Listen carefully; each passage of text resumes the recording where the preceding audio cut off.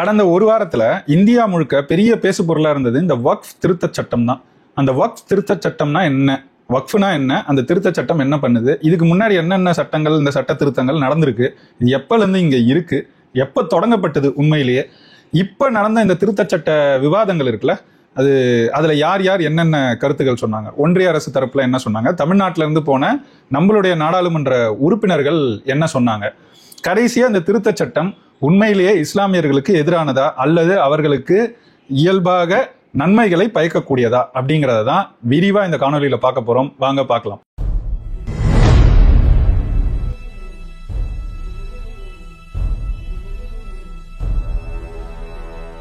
அனைவருக்கும் வணக்கம். நான் சொன்னது போல ஒரு வாரமா எல்லா திருமண பக்கமெல்லாம் வக்ஃப் வக்ஃப் வக்ஃப்னு பேசுறாங்க. எத்தனை பேர் அந்த வக்ஃப்னா என்ன அப்படின்னு கூட நம்ம தெரிஞ்சிருப்போம் அப்படின்னு தெரியாது. திடீர்னு இதை பத்தி பேசும்போது இயல்பான எண்ண ஓட்டம் எல்லாருக்கும் இருக்கிறது. பாஜகனா அது இஸ்லாமியர்களுக்கு, கிறிஸ்தவர்களுக்கு, தமிழர்களுக்கு எல்லாம் எதிரானதா தான் செய்யுங்கிறது தான் நம்மளுடைய புரிதலும் கூட. அந்த வகையில் இது கட்டாயம் இஸ்லாமியர்களுக்கு எதிரான இவர்களுடைய தொடர் செயல்பாடுகள்ல ஒரு செயல்பாடு அப்படின்னு தான் நம்மளாலையும் புரிஞ்சுக்க முடியுது. அதை தாண்டி இது என்ன, வக்ஃப்னா என்ன, இங்க என்ன நடந்துகிட்டு இருக்கு அப்படிங்கிறதையும் கொஞ்சம் புரிஞ்சுக்கணும் தான் நானும் படிக்க தொடங்கினேன். சில நண்பர்கள் கூட இதை பத்தி பேசுறாங்களே, நிறைய குழப்பம் இருக்கு, நீங்களும் உங்க தரப்ப சொல்லுங்க. ஏன்னா நிறைய பேர் போட்டிருக்கிறாங்க, விரிவான பல காணொலிகள் இருக்கு.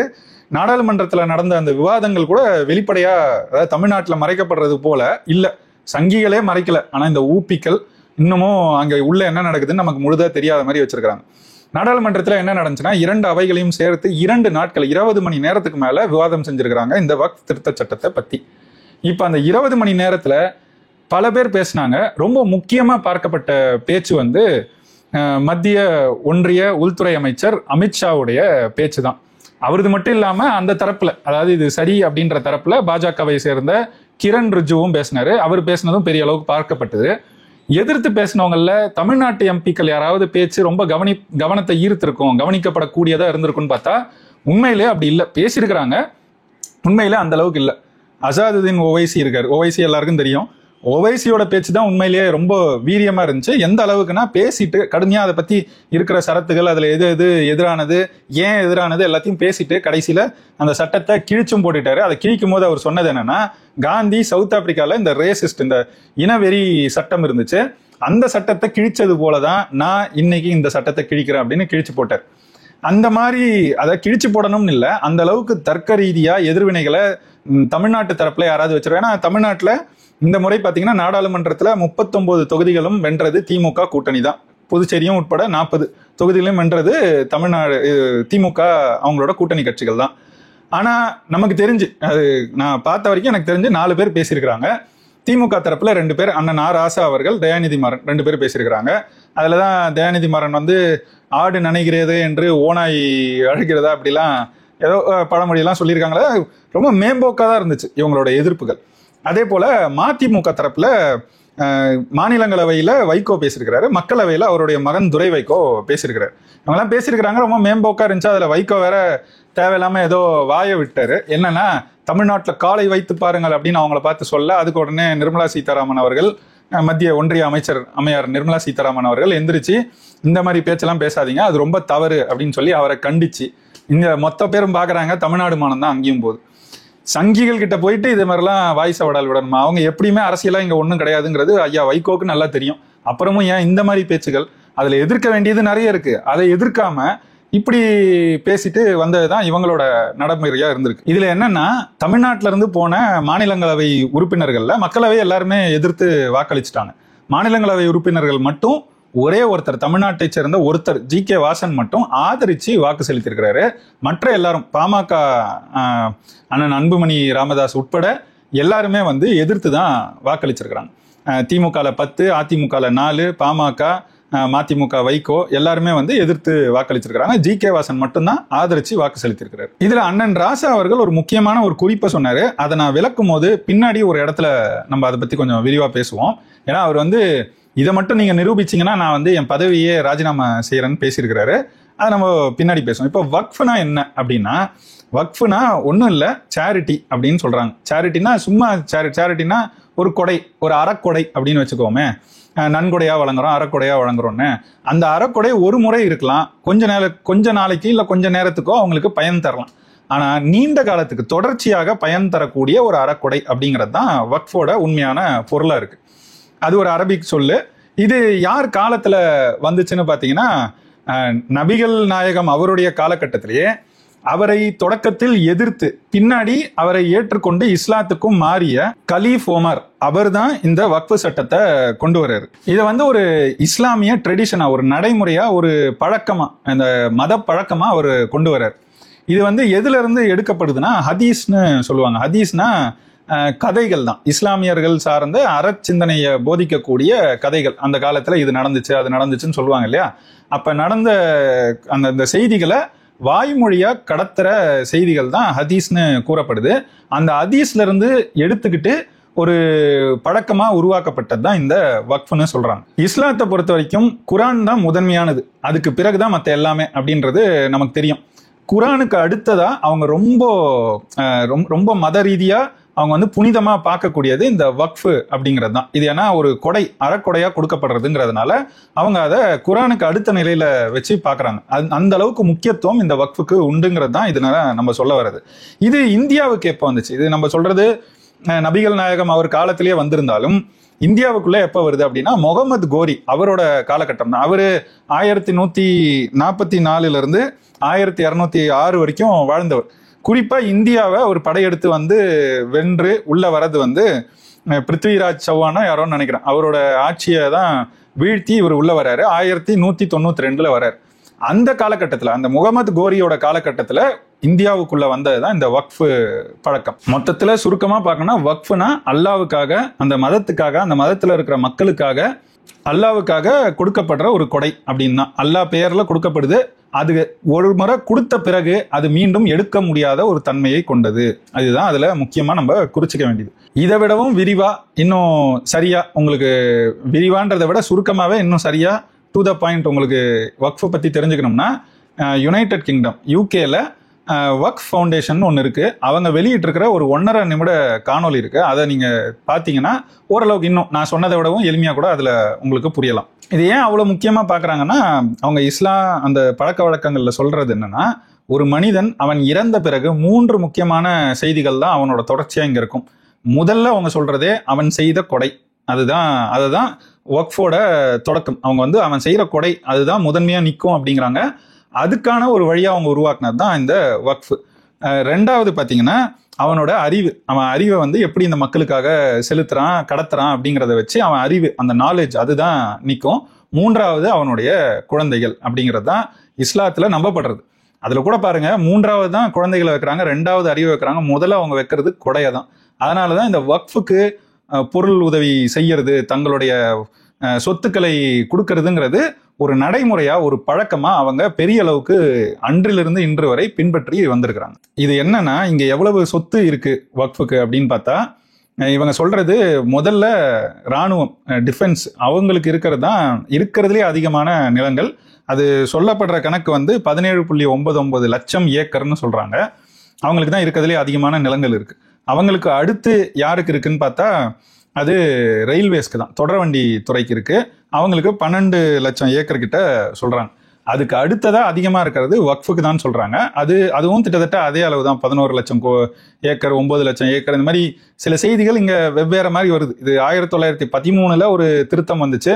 அந்த காலகட்டத்தில் பார்த்தீங்கன்னா 18 லட்சம் ஏக்கர் இருந்துச்சு. அப்புறம் 2013 ஒரு திருத்த சட்டம் வந்துச்சு. அந்த காலகட்டத்தில், அதாவது அந்த 1913 2013 திருத்த சட்டத்துக்குள்ள, அந்த 100 ஆண்டுகளுக்குள்ள அது 18 ஏக்கர் இருந்தது. இன்றைக்கு 2013 இன்றைக்குள்ள கணக்கெடுத்து பார்த்தா 39 லட்சம் ஏக்கர் இருக்கு அப்படிங்கிற மாதிரி சொல்றாங்க. ஆனா உண்மையான கணக்கு 9 லட்சம் ஏக்கருங்கிறாங்க. இதுல 39 லட்சம்னா டிஃபென்ஸையும் ராணுவத்தையும் தொடர்வண்டியையும் தாண்டி எங்கேயோ இருக்குது வக்ஃபோட நிலங்கள். ஆனா அது இதுல உண்மைத்தன்மை இல்லை, இது மூன்றாவது தான் அப்படிங்கிறது தான் அமித்ஷா உட்பட பல பேர் அங்க இதுல நாடாளுமன்றத்துல பேசின பேச்சுகள்ல இருந்தே நம்மளால புரிஞ்சுக்க முடியுது. இப்ப இவ்வளவு நிலங்கள், இவ்வளவு சொத்து ஒரு இடத்துல இருக்குன்னா, இங்க இருக்கிற அரசியல் அதை சும்மா விட்டுருமா?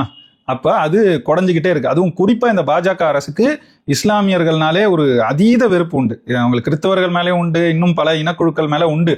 அதெல்லாம் இருந்தாலும் இஸ்லாமியர்கள் மேல மிக கடுமையான ஒரு இன வெறுப்பு உண்டு அவங்களுக்கு. அந்த வெறுப்பின் பால் தான் இது இவ்வளவு நிலங்களை வச்சிருக்கிறாங்களே அப்படிங்கிறது இவங்களுக்கு உறுத்திக்கிட்டே இருக்கு. உறுத்தினதுனால தான் இந்த நேரத்துல இந்த சட்ட திருத்தத்தை கொண்டு வந்திருக்கிறாங்க. இது வந்து ரொம்ப உணர்வுபூர்வமான ஒரு செய்தி தான். அவங்க கிட்ட இருக்கிற ஒரு உரிமையை, மதம் சார்ந்த ஒரு உரிமையை அவங்க கிட்ட இருந்து எடுக்கிறது தான். அப்போ எடுக்கும் போது அதை கொஞ்சம் எதிராக கட்டாயம் பார்ப்பாங்க தான். பார்க்கறதுக்கான எல்லா வாய்ப்புகளையும் இவங்க தான் உருவாக்கி வச்சிருக்காங்க இவங்களோட செயல்பாடுகள் வழியா. இவங்க அதுல சில நல்லதே செஞ்சா கூட அந்த நல்லதை எப்படி பார்ப்பாங்க? நீ தொடர்ச்சியா அவங்களுக்கு கெடுதல் செஞ்சிருக்கணும் போது நல்லது எப்படி அவங்களுக்கு தெரியும்? அந்த நிலையில தான் இந்த திருத்த சட்டம் வருது. எல்லாருமே அடுத்து ஏதோ நடக்க போகுது அப்படிங்கிற ஒரு அச்சத்தோட பயத்தோட தான் இன்னைக்கு இருக்காங்க. ஆனா அதெல்லாம் அவ்வளவு எளிதா செஞ்சிட முடியாது. ஏன்னா நம்மளோட அரசமைப்பு சட்டத்தின்படி ஆர்டிகல் 14, 15, 25, 26 வழியா அவங்களுக்கு நிறைய உரிமைகள் கொடுக்கப்பட்டிருக்கு. அந்த உரிமையில இதுவும் வரும்.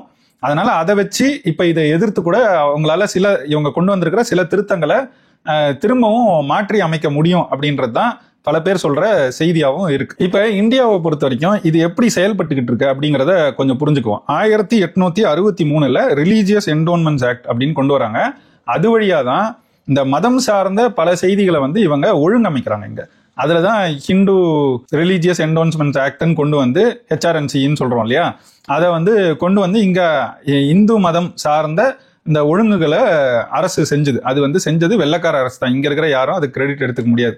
இத்தனைக்கும் அது செய்யப்பட்டது எப்பன்னு பாருங்க. கிரவுன், அந்த குயின் இருக்காங்களே, குயினா கிங்கோ, அந்த காலத்துல யார் இருந்தாங்களோ அவங்க கட்டுப்பாட்டுக்கு, ஏன்னா இது வரைக்கும் ஈஸ்ட் இந்தியா கம்பெனி கிட்ட இருந்துச்சு. அதுக்கு பிறகுதான் யுனைடெட் கிங்டமோட அவங்க அரசு குடும்பத்துக்கிட்ட இந்தியா போகுது.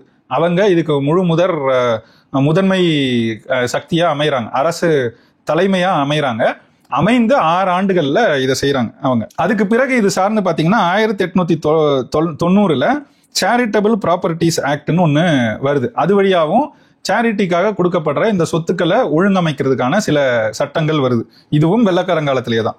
அதுக்கு பிறகு 1919 இதுவும் வெள்ளைக்காரர் காலத்திலேயே தான் வக்ஃப் ப்ராப்பர்ட்டிஸ் ஆக்ட்னு ஒன்று வருது. வக்ஃபுக்காகவே தனியா ஒரு சட்டம் கொண்டு வரப்படுது. அதுக்கு பிறகு இதை வந்து 1937 ஒரு முறை, 54 ஒரு முறை, எல்லாம் கொஞ்சம் மாத்தி மாத்தி அமைச்சிருக்காங்கன்னு வச்சுக்கோங்களேன். இந்த ஷரியத் லா வழியா அதை கொண்டு வராங்க. 37 வக்ஃப் ஆக்ட்னே 54 நேருவோட தலைமையில இருந்த அந்த அரசு கொண்டு வருது. இதுல எல்லாத்துலயும் பெரிய மாற்றமா நடந்தது வந்து 1995 நரசிம்மராவோட தலைமையில அரசு இங்க இருந்த போதுதான் ஒரு வக்ஃப் திருத்த சட்டம் கொண்டு வரப்படுது. அதுதான் பெரிய அளவுக்கு திருத்தி அமைச்சது.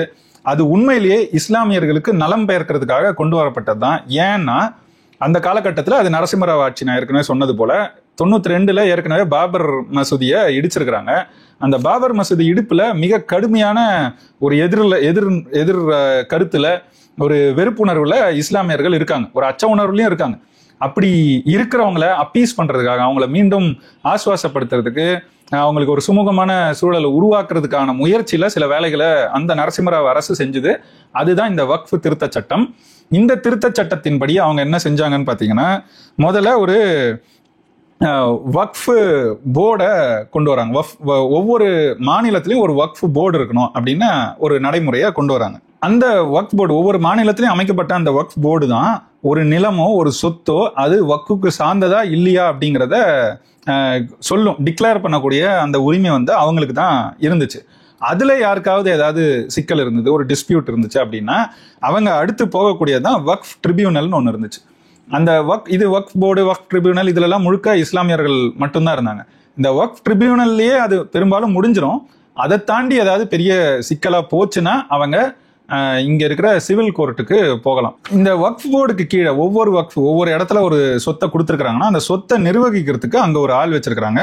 அவருக்கு பேரு முட்டாவாலி அப்படின்னு சொல்றாங்க. அது முட்டவாலி, அதாவது அந்த நான் சொல்ற முறை ஏதாவது கொஞ்சம் தவறா இருக்கலாம், அது அரபி சொல்லுன்னு நினைக்கிறேன். அது அரபிக்கான சொல்லாடல்ல எப்படி சொல்லப்படுதோ முட்டவாலி அப்படின்னு வச்சுக்கோமே, இல்ல முட்டுவாலி அப்படின்னு வச்சுக்கோ. அப்படிதான் இந்திக்காரங்களாம் அப்படிதான் சொல்றாங்க, டெல்லிக்காரங்க பயன்படுத்துறத அப்படியே கூட வச்சுக்குவோம்.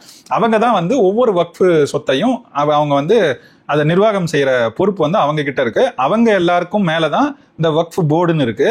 அது தமிழ்நாட்டை பொறுத்த வரைக்கும் தமிழ்நாட்டு வக்ஃப் போர்டு அப்படின்னு ஒண்ணு இருக்கு. அதுக்கு நியமிக்கப்படுற உறுப்பினர்களோ தலைவர்களோ அவங்களாம் தான் வந்து அரசே, இங்க இருக்கிற தமிழ்நாடு அரசே தான் நியமிக்குது. இவங்க ஆட்சிக்கு வந்தா இவங்க சார்ந்த ஆட்களை வைப்பாங்க, அவங்க ஆட்சிக்கு வந்தா அவங்க சார்ந்த ஆட்களை வைப்பாங்க. ஆனா மொத்தத்துல தமிழ்நாட்டுல நடக்கிறது வேற. பல வகையில இதை ஆட்டியா போட்டுக்கிட்டு இருக்காங்க. இது இந்திய அளவுலயும் அப்படிதான் நடக்குது போல. அதையும் தான் சொல்லி இதெல்லாம் வந்து சரி செய்யணும் அப்படின்னு சொல்றாங்க. ஏன்னா இந்தியா முழுக்க 41,000க்கும் மேற்பட்ட வழக்குகள், இந்த வக்ஃபு சார்ந்த சொத்து சார்ந்த வழக்குகள் மட்டும் 41,000க்கும் மேல இருக்கான்.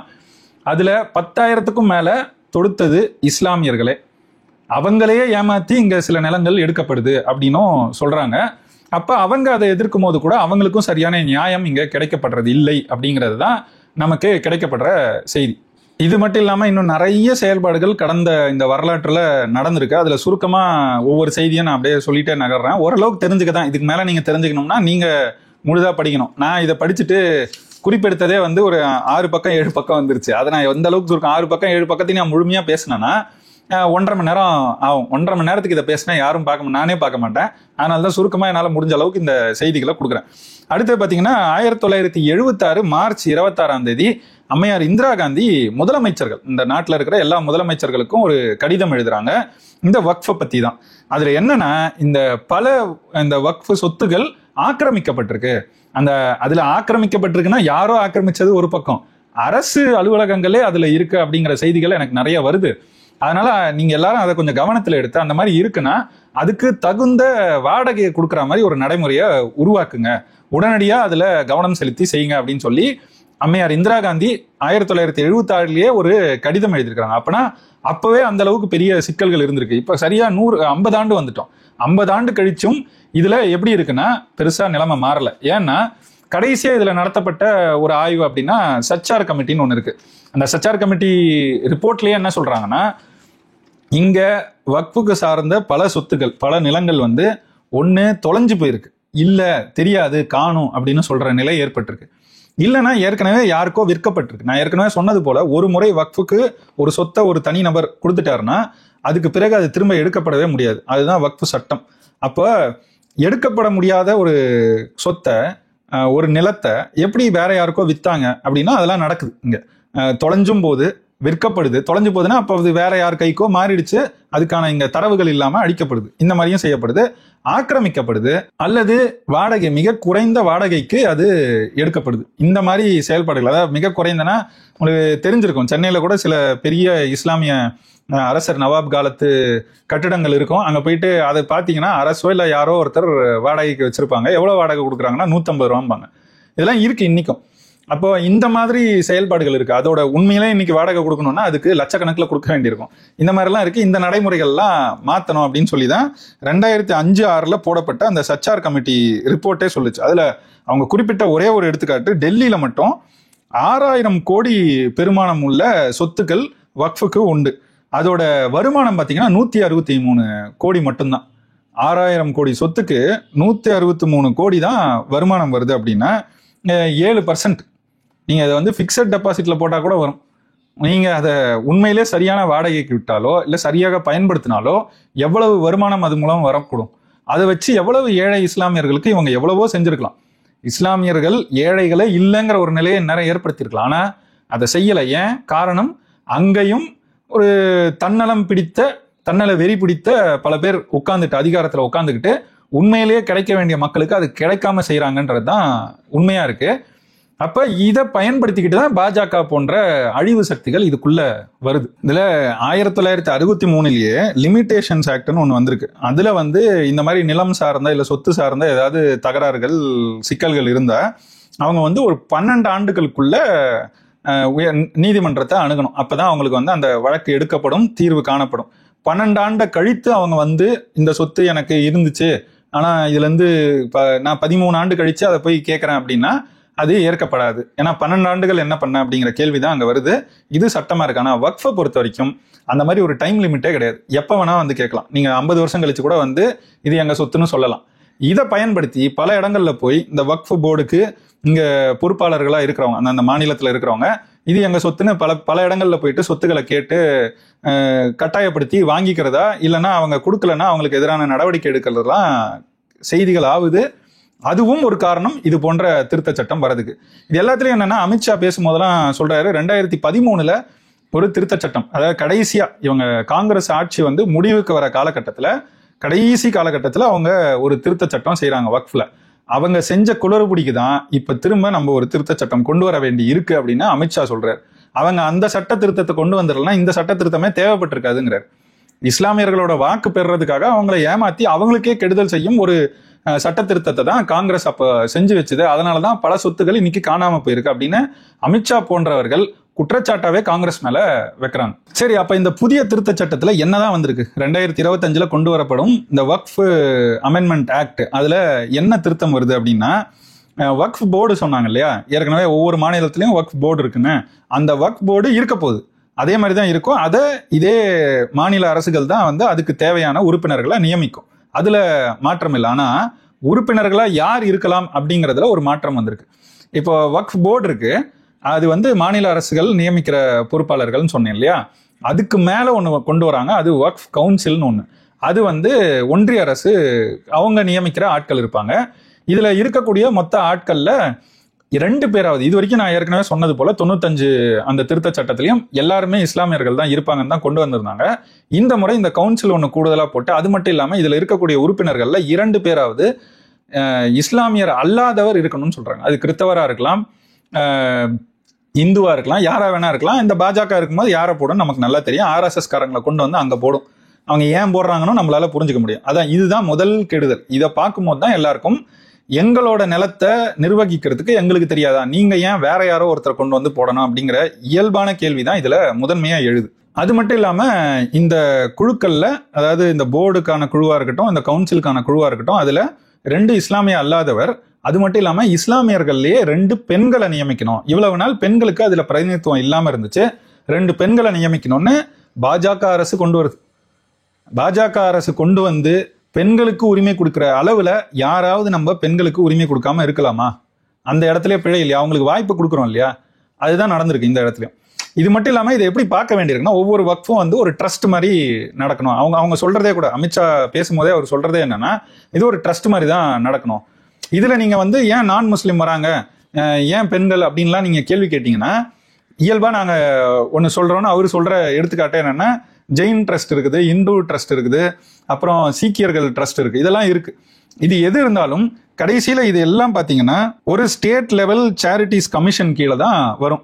இது எந்த மதத்தை சார்ந்த ஒரு மதத்துக்குனோ ஒரு இனத்துக்குனோ எப்படி நீங்க ஒரு அறக்கட்டளையை உருவாக்குனீங்க, ஒரு ட்ரஸ்ட்னா அறக்கட்டளை தான், அறக்கட்டளை உருவாக்குனீங்கனாலும் அது எல்லாமே இந்த சேரிட்டிஸ் கமிஷன் கீழே தான் வரும். அது வந்து மாநில அளவுல கண்காணிக்கப்படுறதுன்னு வச்சுக்கோங்களேன், அதுக்கு கீழே தான் வரும், அவங்க கண்காணிப்புல வரும். அப்ப நீங்க ஒரு ஜெயின் அறக்கட்டளை இருக்கலாம், ஒரு சீக்கிய அறக்கட்டளை இருக்கலாம், இந்து அறக்கட்டளை இருக்கலாம். ஆனா இந்த ஸ்டேட் லெவல் இந்த சேரிட்டிஸ் கமிஷன் இருக்குல்ல, அதுல இந்த மதத்தை சார்ந்தவர் தான் இதை கண்காணிக்கணும்லாம் நீங்க சொல்ல முடியாது.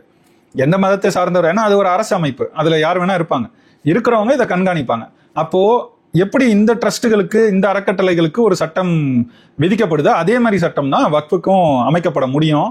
அதனால அந்த இடத்துல யாராவது 2 இஸ்லாமியர் அல்லாதவராச்சும் இருக்கணும்னு இந்த பாஜக அரசு கொண்டு வந்திருக்கிற திருத்தம் உண்மையிலேயே இது கேடானது தான். அது வேற, இது வேற. இது ஒரே ஒரு சேரிட்டிஸ்ங்கிறது மொத்தமா பாக்குறது வேற, இது வக்ஃபுங்கிறது ஒரே ஒரு மதத்தை சார்ந்து பாக்குறது. இந்த இடத்துல 2 இஸ்லாமிய அல்லாதவர் வராங்க அப்படின்ற அந்த இடத்த கொடுக்கும்போது பாஜக என்ன செய்யும் தெரியும், RSS காரங்களை கொண்டு வரும்.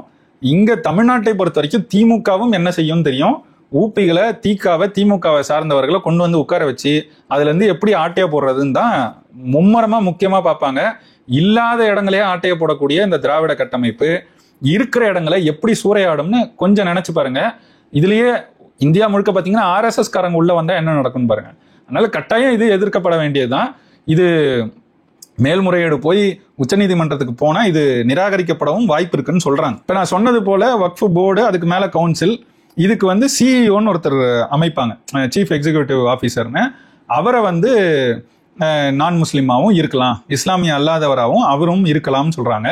இதனால தான் சொல்றோம், இது அவங்களோட நோக்கம் மிக தெளிவா இந்த மாதிரி செயல்பாடுகள்ல, இந்த மாதிரி சட்டங்கள் வழியா தெரியதான் வருது. இது மட்டும் இல்லாம இன்னொரு 2-3 சரத்துகளும் இந்த சட்ட திருத்தத்துல இருக்கு. ஒண்ணு என்னன்னா, ஒரு நேஷன் வைடு சர்வே, இந்தியா முழுக்க ஒரு சர்வே எடுக்க போறாங்க, ஒரு கருத்து கணிப்பு கணக்கெடுப்பு எடுக்க போறாங்க. என்னன்னா, வக்ஃபுக்கு எந்தெந்த இடத்துல எவ்வளவு சொத்து இருக்கு, அதோட பெருமானம் என்ன, அது இப்ப எப்படி செயல்பட்டுக்கிட்டு இருக்கு, அது என்னவா இருக்கு அப்படிங்கறதெல்லாம் இப்போ ஒரு சர்வே மாதிரி எடுக்க போறாங்க. எடுத்து இது எல்லாத்தையும் டிஜிட்டைஸ் பண்ண போறாங்க. அதாவது மின்னாக்கமே செய்யப்படாம இன்னைக்கு வரைக்கும் புக் ஆஃப் ரெக்கார்ட்ஸ் எழுதி வச்சுக்கிட்டு அப்படிதான் பின்பற்றி இருக்கிறதா சொல்றாங்க. இது எல்லாத்தையும் டிஜிட்டைஸ் பண்ணி இன்னைக்கு நீங்க எப்படி நீங்க ஒரு நிலம் வச்சிருக்கீங்க, ஒரு பட்டா இருக்கா இல்லையாங்கிறத நீங்க போட்டு எப்படி தெரிஞ்சுக்க முடியுதோ, இணையத்திலேயே எல்லாமே இருக்கோ, அந்த மாதிரி வக்ஃப் சார்ந்த மொத்த சொத்து விவரங்களும் இணையத்துக்கு வரும் அப்படிங்கறதான் இதுல ஒரு கூடுதல் செயல்பாடா இருக்கு. அதை சர்வே பண்ணி எடுத்து டிஜிட்டைஸ் பண்றதா சொல்லியிருக்காங்க. அது மட்டும் இல்லாம ஒரு இஸ்லாமிய அல்லாதவர் இந்த வக்ஃபுக்கு எந்த ஒரு நிலத்தையும் எந்த ஒரு சொத்தையும் கொடுக்க முடியாது அப்படிங்கிற ஒரு சட்டத்தையும் கொண்டு வராங்க. குறிப்பா இதுல அண்மையில இஸ்லாமியரா மாறினாரு, அதுல இஸ்லாத்துக்கு ஒருத்தர் மாறினாரு, மற்ற ஏதோ ஒரு இந்துவா இருந்து மாறினாரு, கிறிஸ்தவரா இருந்து மாறினாருன்னு வச்சுக்கோமே. அந்த மாதிரி மாறுறாங்கன்னா மாறினவங்களும் 5 ஆண்டுகள் ஆச்சுனாதான் அவங்களால வக்ஃபுக்கு சொத்தை கொடுக்க முடியும். 5 ஆண்டுகள் நிறைவு செய்யாம நான் இப்பதான் இஸ்லாத்துக்கு மாறினா உடனே நிலத்தை கொடுக்குறேன்னா அதை ஒத்துக்க மாட்டாங்க. அது ஒத்துக்க கூடாது, இந்த சட்டத்தின்படி அது எதிரானது, அது ஏற்கப்படக்கூடாது அப்படின்னு சொல்றாங்க. இந்த இடத்துல இன்னொரு கேள்வி வருது. 5 ஆண்டு ஆட்சி இல்லைன்னு யாரு சரி பார்க்கறது, யாரு சான்றிதழ் கொடுக்கறது? அதுக்கான நடைமுறை என்ன அப்படின்னா அந்த இடம் கேள்விக்குறியாதான் இருக்கு. இப்ப கடைசியா பாத்தீங்கன்னா நான் அண்ணன் ஆ. ராசா அவர்களை எதிர்த்து பேசினாரு. பதவி கூட நான் விலகத்துக்கு தயாரா இருக்குன்னு சொன்னேன் இல்லையா? அது எதுக்காகனா திருச்சியில திருச்செந்துறை அப்படின்னு ஒரு ஊர் இருக்கு. அங்க ஒரு விவசாயி அவரோட 2 ஏக்கருக்கும் குறைவான ஒரு நிலத்தை விற்க முயற்சி செய்யறாரு. ஆனா அவரால் விற்க முடியல. ஏன்னா போயிட்டு வக்ஃப் போர்ட்ல இருந்து அனுமதி வாங்கிட்டு வாங்க, நோ அப்ஜெக்ஷன் சர்டிபிகேட் வாங்கிட்டு வாங்கன்றாங்க. ஏன் அப்படின்னா அது அந்த ஊரே வக்ஃப் போர்டுக்கு எழுதி வைக்கப்பட்டது. நவாப் காலத்திலேயே அந்த திருச்செந்துறைன்ற ஊரே வக்ஃப் போர்டுக்கு எழுதி வைக்கப்பட்டிருக்கு.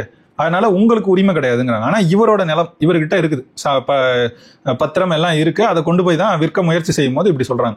இந்த மாதிரி உண்மையிலே இருந்துச்சா இல்லையா, எந்த காலகட்டத்தில இருந்து அது வக்ஃப் கிட்ட இருக்கு, முன்னாடி இருந்து அதுக்கு பிறகு மாற்றப்பட்டுதா? நீங்க எடுத்துக்காட்டுக்கு பாருங்களேன், ஒரு நவாப் காலகட்டத்திலேயே கொடுத்துருக்கலாம். நான் இது ஒரு சான்றுக்கு சொல்றேன், எடுத்துக்காட்டுக்கு சொல்றேன், சான்றா எடுத்துக்க வேணாம். நீங்க அந்த திருச்செந்துறையே சொல்றேன், அந்த ஊரை நவாப் காலத்துல வக்ஃபுக்கு கொடுத்துட்டாங்கன்னு வச்சுக்கோமே. அதுக்கு பிறகு ஏதோ ஒரு காலகட்டத்தில் அதுல இருந்து சில நிலங்கள் விற்கப்படுது, விற்று தனியார் கைக்கு போகுது. இப்படி ஒரு விவசாயி, நான் தான் அந்த விவசாயின்னு வச்சுக்கோங்களேன். நான் விவசாயம் செஞ்சுக்கிட்டு இருக்கேன். நான் ஒரு 30 ஆண்டு அதை பயன்படுத்தியிருக்கேன், 50 ஆண்டு இல்லை 2 தலைமுறை பயன்படுத்தியிருக்காங்க. பயன்படுத்திட்டு ஒரு கட்டத்தில் விற்கணும்னு அவங்க போய் முயற்சி செய்யும் போது வக்ஃப் போர்டு ஏற்கனவே விற்கப்பட்டுச்சு அவங்க கிட்ட இருந்து. அப்படிதான் என் கைக்கு வந்திருக்கு. ஆனா கடைசியில 2 தலைமுறை தாண்டியும் கூட இது வக்ஃப் போர்டை சார்ந்ததுன்னு அவங்க திரும்ப எடுத்துக்க முடியும் அப்படிங்கிற ஒரு நிலையும் இங்க இருக்கு. இப்ப இதெல்லாம் பெரிய அளவுக்கு குழப்பத்தை கொண்டு வரும். இதை சொல்லும் போதுதான் இந்த மாதிரி சொல்றாங்க. இதை ஒரு எடுத்துக்காட்டா சான்றாவே சொல்றாங்க. கேரளாலையும் கூட இந்த மாதிரி 600 குடும்பங்கள் வாழ்ற ஒரு கிராமம் அந்த மாதிரி எழுதி வைக்கப்பட்டிருக்கிறதா சொல்றாங்க. இந்த மாதிரி சிக்கல்கள் நிறைய இடங்கள்ல இருக்கு. இப்போ இந்த மாதிரி குழப்பங்களை களையறதுக்கும் இது வாய்ப்பா அமையும் அப்படின்னு சொல்றாங்க ஒரு பக்கம்.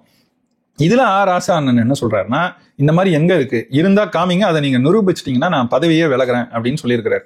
இப்ப இந்த இடத்துலதான் உண்மையிலேயே அதாவது பாஜக ஒரு கதையை சொல்லுது, திமுக இன்னொரு கதையை சொல்லுது. இதை பத்தின செய்திகளை தேடி பார்த்தா உண்மையிலேயே இணையத்துல அவரு முயற்சி செய்ததும் விற்க முடியாம போனதும் செய்தியா அது வந்ததெல்லாம் இருக்கு. அப்ப செய்தியா வந்ததை இவர் ஏன் இல்லைன்னு சொல்றாரு? இல்ல இவங்க உண்மையிலேயே இந்த மாதிரி ஒரு சட்ட திருத்தம் கொண்டு வர போறாங்க, அதுக்கு வலு கூட்டுறதுக்காக ஏதாவது நம்மளை ஏமாத்துறதுக்கு இந்த மாதிரி செய்திகளை கொண்டு வராங்களா? இதெல்லாம் நமக்கு முழுமையா புரியாத செய்தியா தான் இருக்கு. இதை தாண்டி இப்ப கடைசியில தமிழ்நாட்டுல வீரியமா யாருமே எந்த செயல்பாடையும் முன்வைக்கலன்னு நான் சொன்னேன். அப்படி இல்லை, எப்பவுமே ஒரு நாடகத்தை நடத்தணும் இல்லையா? அப்படிதான் திமுக ஒரு நாடகத்தை நடத்துது. இதுக்கும் எப்படி கச்சத்தீவுக்கு தீர்மானம் போட்டாங்களோ, இதுக்கும் வக்ஃப் திருத்த சட்டத்துக்கு எதிராக ஒரு தீர்மானத்தை முதல்வர் மார்ச் 27ஆம் தேதி கொண்டு நிறைவேற்றிருக்கிறாங்க. இது ஏகமனதா தான் நிறைவேறி இருக்குன்னு வச்சுக்கோங்க. ஆனா என்னன்னா, அடுத்த கட்டமா இவங்க உச்சநீதிமன்றத்தை, தமிழ்நாடு அரசு இந்த சட்ட திருத்தத்துக்கு எதிராக உச்சநீதிமன்றத்தை நாட போறதா முதல்வர் சொல்லியிருக்கிறார். நமக்கு ரொம்ப எளிமையா ஒரு கேள்வி என்னன்னா, உண்மையிலேயே உங்களுக்கு இஸ்லாமியர்கள் மேல அந்த அளவுக்கு கரிசனமா, அந்த அளவுக்கு அவங்களோட இன்னல்களை பார்த்து கவலைப்படுற கஷ்டப்படுற ஒரு முதல்வரா நீங்க, இல்ல அரசா இது? அப்படி இருந்தா உங்க அப்பா செய்த பாவங்களை நீங்க இந்நேரம் சரி செஞ்சிருக்கணும்ல. எவ்வளவு பேர் இன்னும் கோவை சிறையிலும் மற்ற சிறைகள்லயும் நீண்ட கால சிறைவாசிகளா இருக்காங்க. அவங்கள விடுதலை செய்யறதுக்கான வழியை செய்யுங்கன்னு சொன்னாங்க, செஞ்சீங்களா? அது எதையுமே செய்யாம உங்களோட ஆட்களை வக்ஃப் போர்ட்ல போட்டு அது வழியா அதுல இருந்து பல 1000 ஏக்கரா 100 ஏக்கரா 1,00,000 ஏக்கரா நமக்கு தெரியாது எவ்வளவோ ஏக்கர் நிலங்களை பல வகையில அவங்களே சொல்லியிருக்கிறது போல விற்கப்படுறது, காணாமலாக்கப்படுறது, இல்ல ஆக்கிரமிக்கப்படுறது, இல்லைன்னா ரொம்ப சொற்ப தொகைக்கு வாடகைக்கு எடுத்து பயன்படுத்திக்கிட்டு இருக்கிறது. இந்த நிலையெல்லாம் உங்களோட அரசுலையும் தொடர்ச்சியா தான் இருக்கு. உங்களோட ஆட்கள் வக்ஃப் போர்ட்ல மேல இருக்கும் போது தான் நடக்குது.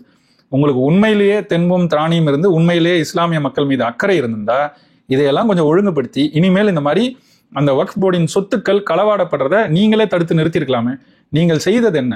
நீங்கள் செய்யும் பிழைகள் தான் இந்த பாஜகங்கிற மனித குல எதிரிக்கு இஸ்லாமியர்களுக்கு எதிராக இந்த மாதிரி சட்டங்களை கொண்டு வந்து அவங்கள டார்கெட் பண்றதுக்கான வாய்ப்பை ஏற்படுத்தி கொடுக்குது. இதை மறைக்கிறதுக்கு தீர்மானம் போடுறேன், உச்சநீதிமன்றத்துக்கு போறேன்னு திமுகவும் நாடகம் ஆடிக்கிட்டே இருக்கு.